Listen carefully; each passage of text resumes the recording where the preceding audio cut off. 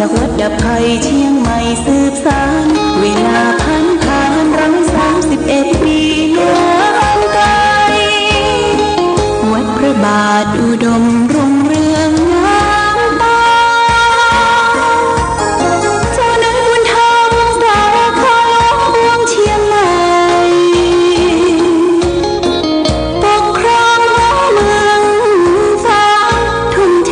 แรงกายแรงใจทุกชาติพันธุ์รวมใจรักษา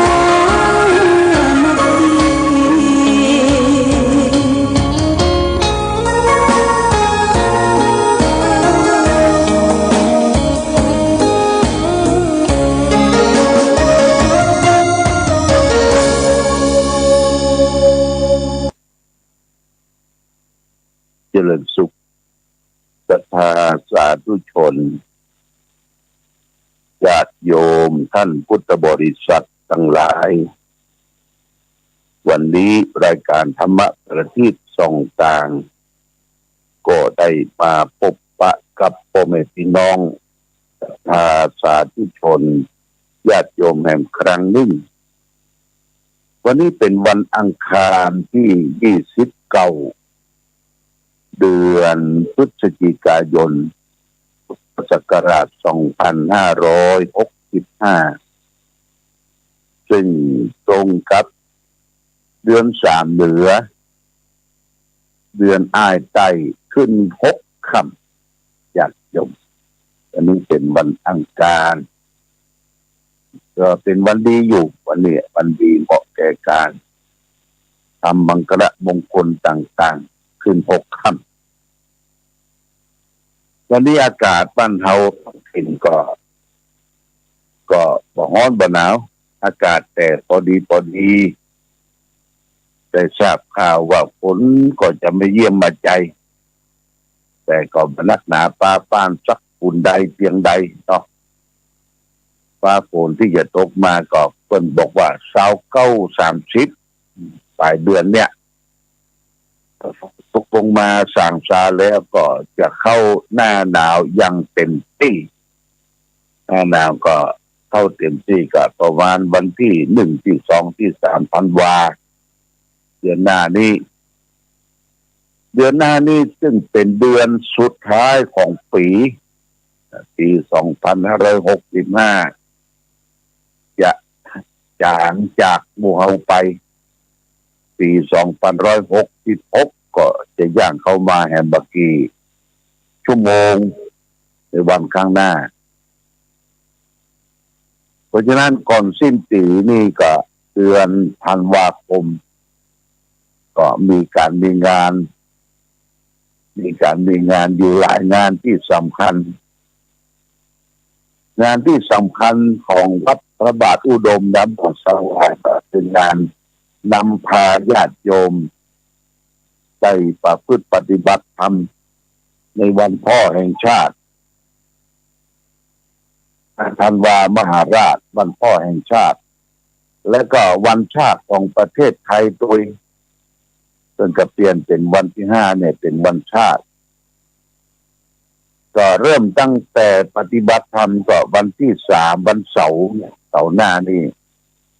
เอาขึ้นวัดขึ้นวาขึ้นสำนักปฏิบัติธรรมก็ลวดนอนวัดวันเสาร์1คืนวันอาทิตย์1คืนวันจันทร์1คืน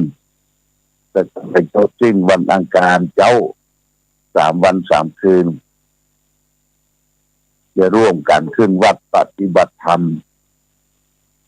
ถวายอุทิศเป็นพระราชกุศลแด่สมเด็จพระบาทสมเด็จพระเจ้าอยู่หัว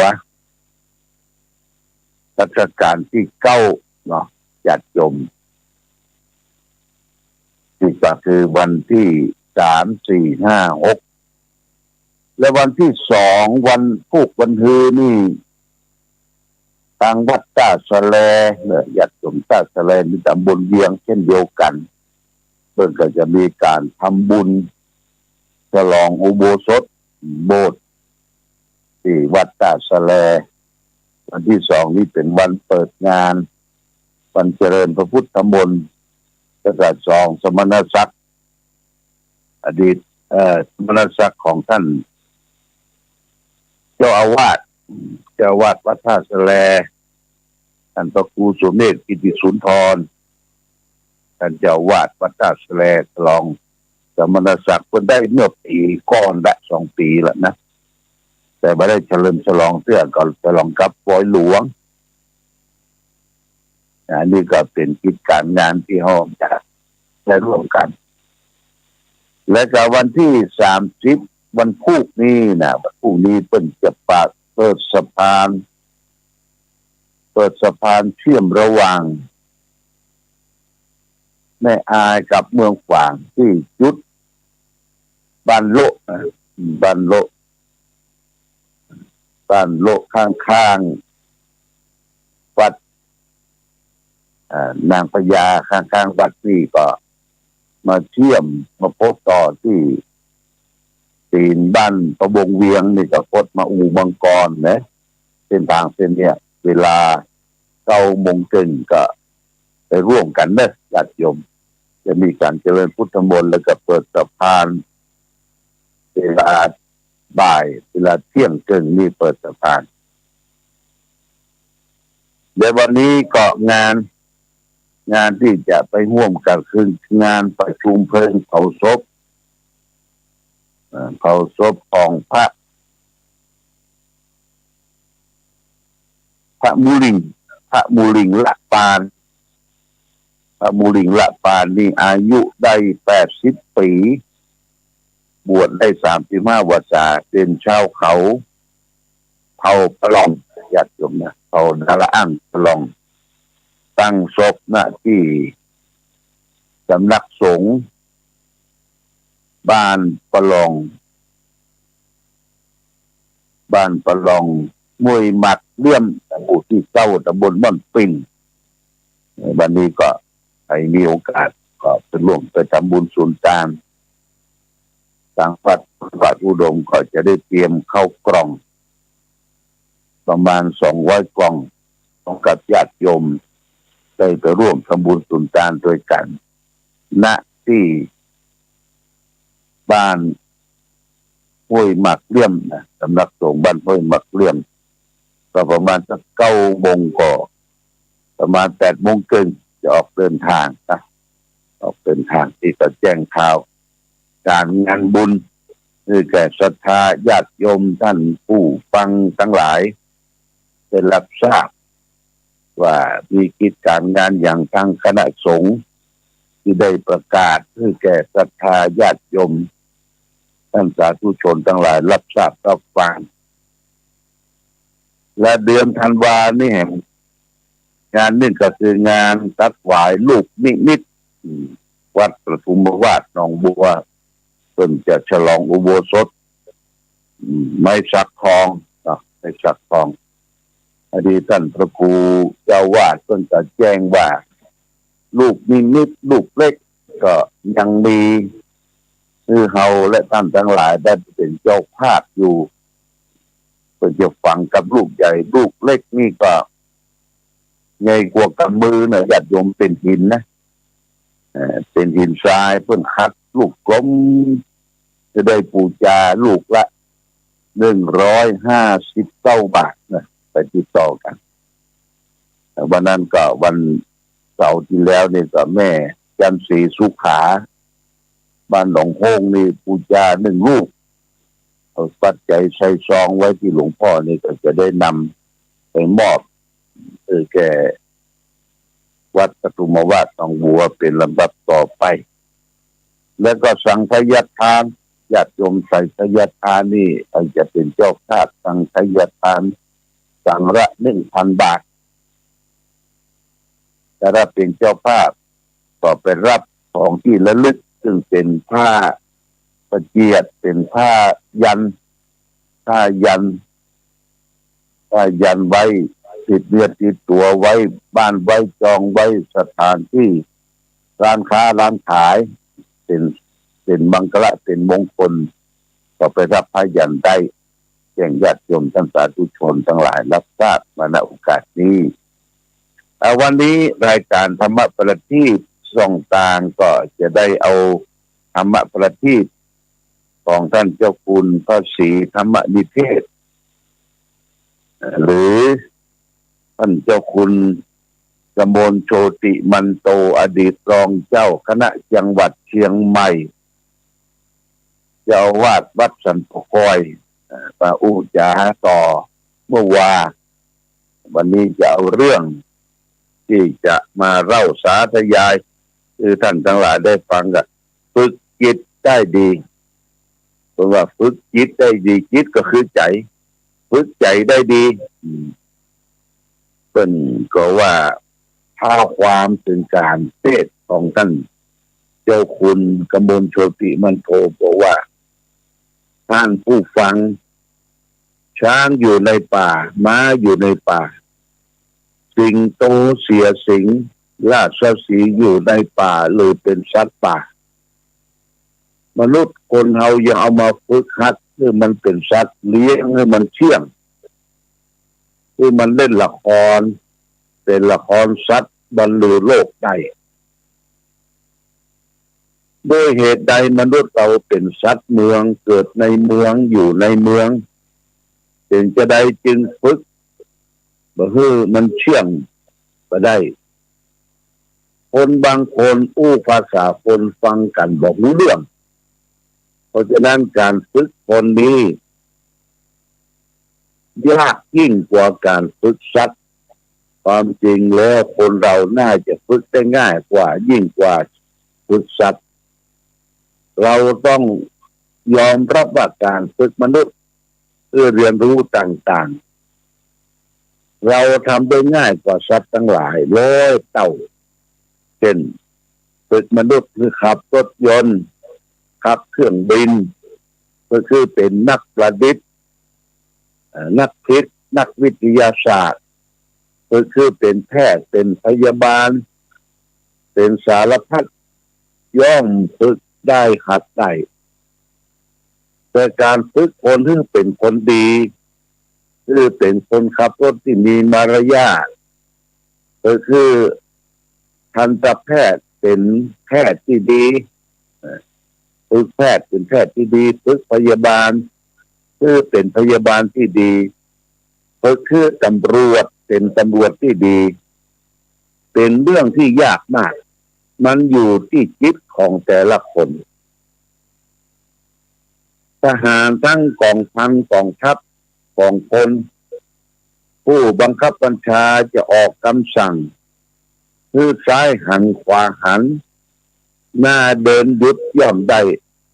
แต่การสั่งใจสั่งจิตของทหารทุกคนคือคิดเหมือนกันทุกคนเป็นเรื่องยากเพราะฉะนั้นทุกคนต้องรู้จักฝึกจิตของตนพระพุทธเจ้าตรัสว่าจิตตัสสะทุมัทโธสาธุการฝึกจิตเป็นความดีเริ่มตั้งแต่ฝึกจิตของตัวให้เป็นคนใจแข็งใจบ่ย่อท้อบ่อ่อนแอบ่เหลวไหล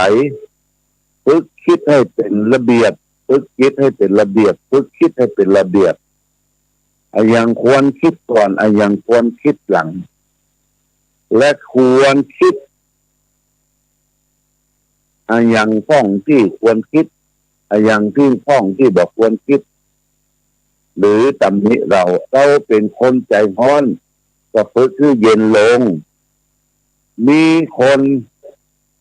ตำหนิเราว่าใจเย็นเกินไปงานก็เสียต้องฝึกให้เป็นคนกระซับกระเฉงเข้ากับอารมณ์เข้ากับเหตุการณ์การตำหนิว่าเราเป็นคนใจเบา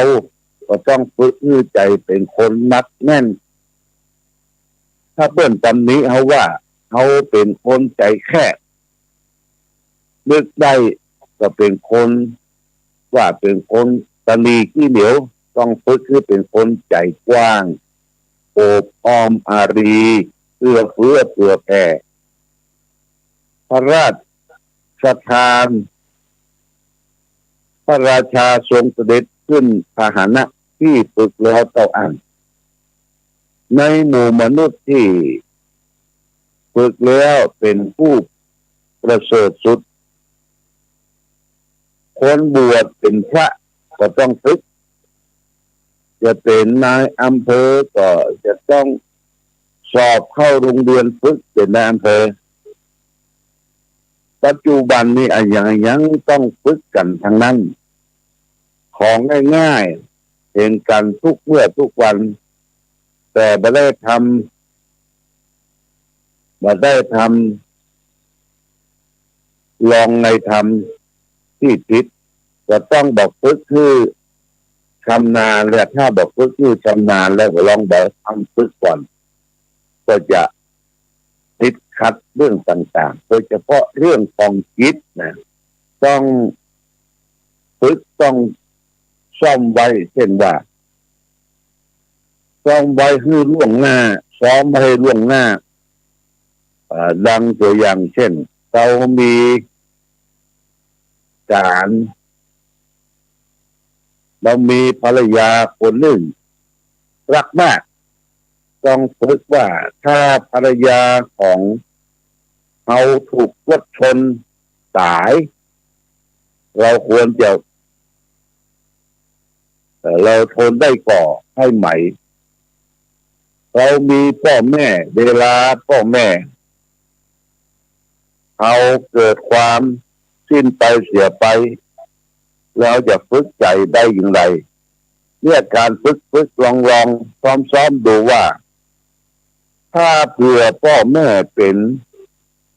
มะเร็งเข้าโรงพยาบาลรักษาบ่หายต้องตายเราทนได้ก่อนคนเกิดปีเดียวกันเราก็ตายก็หลายคนแล้วก็ตายสักวันหนึ่งคงจะถึงทีเราบ้างเราก็ต้องซ้อมตายไว้ก่อนไว้หรือยังเป็นเรื่องที่ต้องฝึกเหมือนกันซ้อมรบซ้อมบ่อยๆออกเพื่อจะได้พบข้าศึกบ่อยๆการที่เราได้ทำฝึกตนอย่างนี้เรียกว่าซ้อมจัดยมการซ้อมเป็นว่าเอาการซ้อมละครอบละอัวละเข้าละของละเงินละทองละลูกหลานละของที่ฮักเวลาเอาละไปชั่วครั้งชั่วคราวเนี่ยเป็นการฝึกก่อนฝึกละพอละได้จริงๆเขาจากโลกนี้ไปเนี่ยเขาก็บ่ต้องเสียใจอะไรวอนกับสิ่งที่เอารักเขาผูกพันนั้นบางคนนี่มันละบ่ได้ญาติโยมแม้แต่จะละบ้านละจองละวัดละวาไปที่ไหนก็เป็นห่วงเป็นหามกับสิ่งที่ตนได้ผูกพันเนี่ยญาติโยมไปไหนบ่ได้เลี้ยงหมาเลี้ยงแมวพลุงพลัง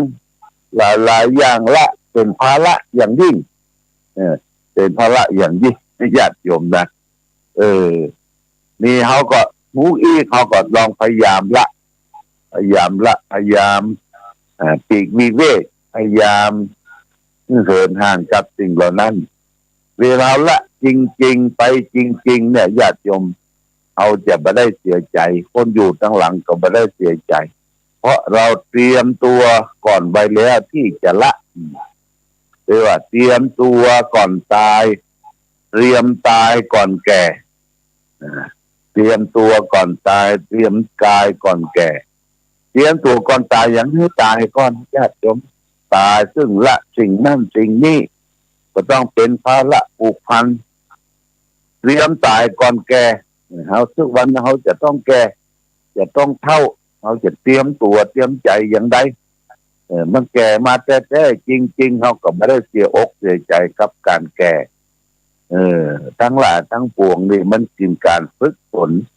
เป็นการฝึกจิตของเขาจิตตังทันตังสุขาวหังจิตที่ฝึกแล้วเนี่ยย่อมนำความสุขมาให้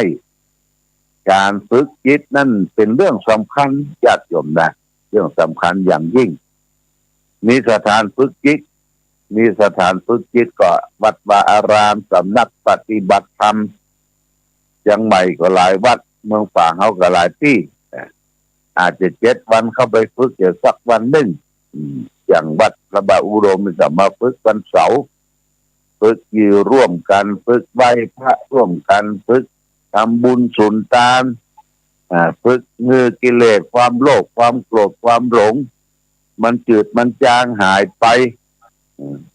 หลวงพ่อบอกทุกครั้งทุกคราวว่าเวลาเข้าวัดปฏิบัติธรรมเขาจะตรวจสอบตัวเองประเมินตัวเองได้ว่าใจเขาเย็นก่อใจเขาขี้โลภก่อใจเขาขี้โกรธก่อใจเขาขี้โมโหโทโสก่อใจเหี้ยนใจป๊อดก่อแสดงว่าใจเขายังขี้โลภยังโกรธยังหลงยังอัตตาตัวนักเต็มเปี่ยมอย่างนี้ใช้บ่ได้ญาติโยมนะแสดงว่าเขาปฏิบัติธรรมบ่ได้ผลเพราะฉะนั้นการปฏิบัติธรรมเพื่อได้ผลนั้นก็ต้องละลดเลิกสิ่งที่เขาปลูกเขาพันกิเลสทั้งหลายทั้งปวงสิ่งที่เป็นความโลภความขี้โกรธความขี้หลงออกจากจิตจากใจไปไผว่าซิดว่ากายเฮาบอกโกรธประเกียดบ่มีโมโหโทโสยิ้มแย้มแจ่มใสบ่ไปเสาะหาตุกใส่ตัวอย่างนี้เรียกว่าเข้าวัดปฏิบัติธรรมได้ผลจากผมนะต้องการจะแก้สิ่งเหล่านี้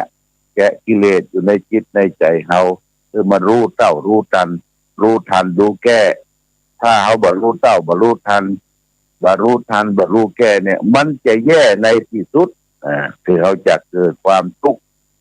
ตั้งจิตตั้งใจตั้งกายของเขาเป็นลำดับต่อไป